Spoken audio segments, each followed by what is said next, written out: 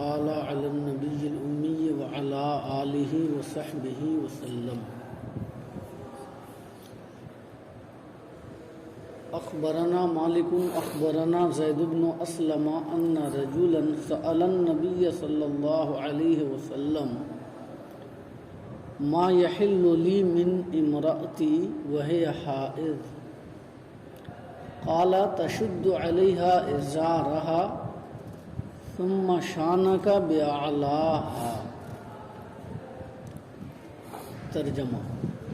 ہمیں خبر دی امام مالک نے، انہوں نے کہا ہمیں خبر دی زید بن اسلم نے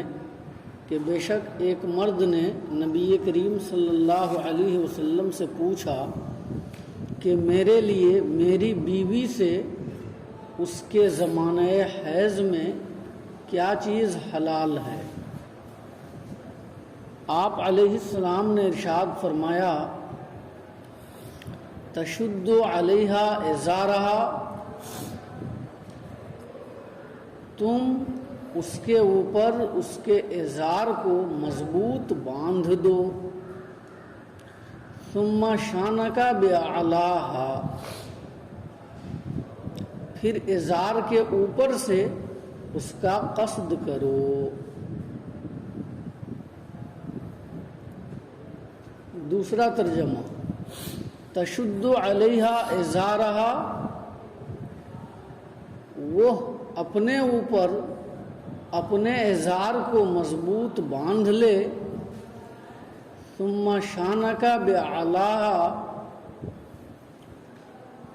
پھر تم اس کے اوپر سے اسے پکڑ لو. تو تشدد میں احتمال ہے کہ وہ واحد مؤنث غائب کا صیغہ ہو، اور یہ بھی احتمال ہے کہ وہ واحد مذکر حاضر کا صیغہ ہو. پہلا والا ترجمہ واحد مذکر حاضر کا صیغہ مان کر تھا،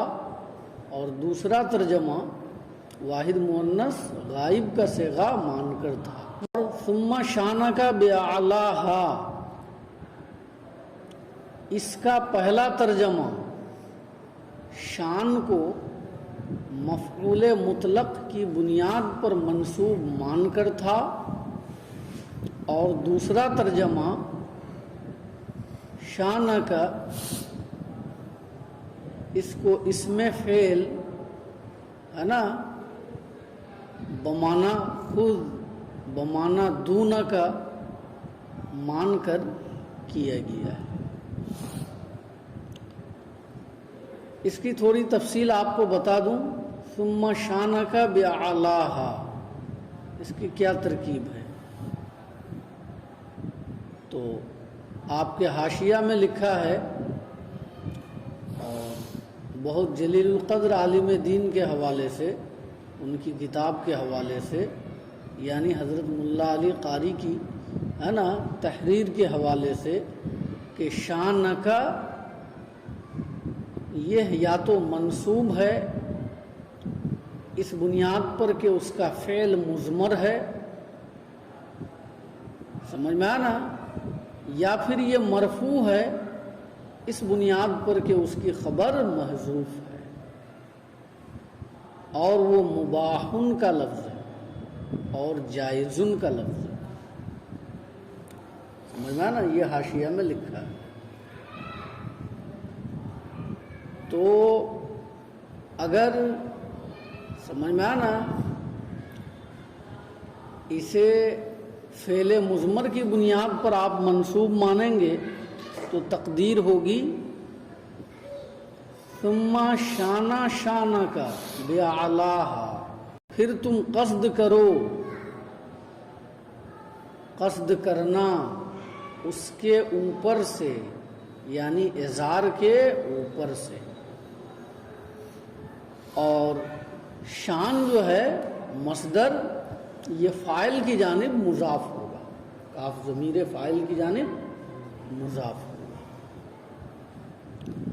سمجھ میں آنا. اور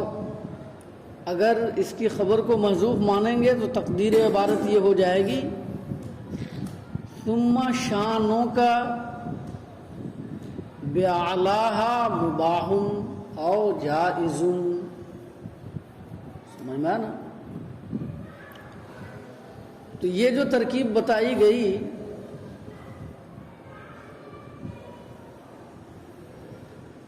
اس میں اس بات کا ذکر نہیں آیا کہ یہ اس میں فعل بمعنی دون کا یا خود ہے، لیکن بین السطور میں لکھا ہے بن نصب اے دون کا، سمجھ میں آنا؟ تو بین السطور کی عبارت دون کا سے اس بات کی جانب اشارہ ہے کہ اسے آپ اس میں فعل بمعنی خود بھی لے سکتے ہیں، سمجھ میں آنا؟ اور اس پر ہم نے جہاں تک غور و فکر کیا تو ہم پر بھی یہ بات واضح ہوئی کہ اس کو اس میں فعل بھی مانا جا سکتا ہے، اس لیے کہ یہ عبارت مناسب اور مشابہ ہے رویدک زیدن کے شانک بِأَعْلَاهَا، یہ جملہ مماثل ہے رویدک زیدن کے، اور رویدک زیدن کی تحقیق میں اور اس کی ترکیب میں شرح جامی کے حاشیہ میں دونوں باتیں ذکر کی گئی ہیں کہ یہ اس میں فعل بھی ہو سکتا ہے اور یہ مصدر بھی ہو سکتا ہے، سمجھ میں آنا؟ اور اسی کے مشابہ ہے یہ ترکیب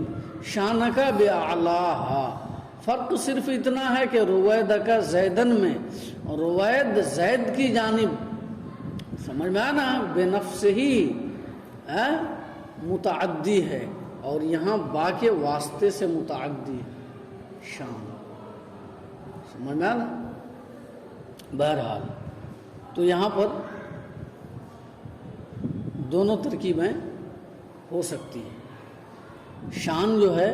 یہ مفعول مطلق ہونے کی بنیاد پر منصوب ہو اور اس کا فعل مضمر ہو، اور یہ بھی ہو سکتا ہے کہ یہ مرفوع ہو اور اس کی خبر محذوف ہو، اور تقدیر وہ ہو جو ہم نے بتایا شانوں کا بِأَعْلَاهَا مباح، اور یہ بھی ہو سکتا ہے کہ آپ اس کو دونکا کے معنی میں اس میں فعل لیں، جیسا کہ محشی بھی اس جانب اشارہ کر رہے ہیں۔ تو حضور اکرم صلی اللہ علیہ وسلم نے ارشاد فرمایا تشد علیہا ازارہا ثم شانک بِأَعْلَاهَا، جب سائل نے یہ سوال کیا کہ یا رسول اللہ میری بیوی سے اس کے زمانہ حیض میں کیا چیز حلال ہے، تو آپ نے فرمایا تشد علیہا ازارہا ثم شانک بِأَعْلَاهَا، ہے نا، کہ اس کے اوپر اس کے ازار کو مضبوطی کے ساتھ باندھ دو، پھر ازار کے اوپر سے تم اس کا ارادہ کرو، سمجھ میں نا؟ اس مفہوم کی حدیث اوپر گزر چکی ہے کہ گھٹنا اور ناف کے درمیان ایک کپڑا ازار جسے عورت پہنی ہوئی ہے مضبوطی کے ساتھ باندھ لے گی، پھر اس کے بعد اس کا شوہر اگر اس سے مباشرت کرنا چاہتا ہے تو وہ ازار کے اوپر سے کر سکتا ہے، سمجھ میں آنا؟ امام اعظم کا یہی قول ہے، اور یہاں موطا میں بتایا امام محمد نے کہ یہی ہمارا بھی قول ہے، نہیں سمجھے؟ تو امام اعظم اور امام محمد کا یہی قول ہے۔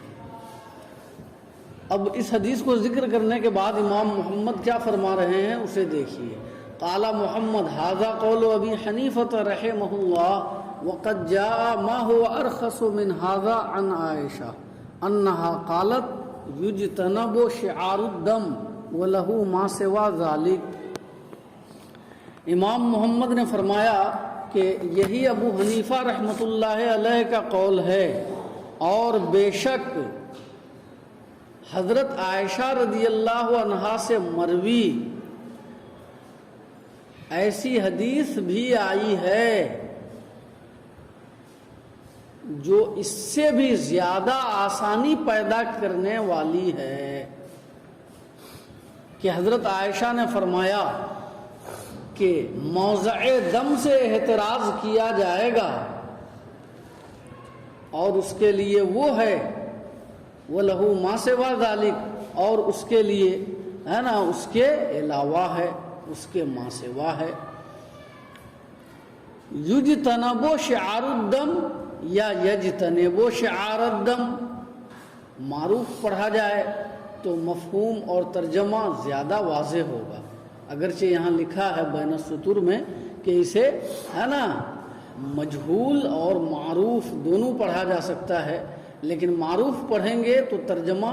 مزید واضح ہوگا۔ حضرت عائشہ نے فرمایا یجتنب شعار الدم وَلَهُ مَا سِوَى ذَلِكَ، کہ مرد موضع دم سے احتراز کرے اور اس کے لیے اس کے ما سوا ہے، یعنی حضرت عائشہ نے فرمایا ہے نا کہ اس کا شوہر موضع دم سے،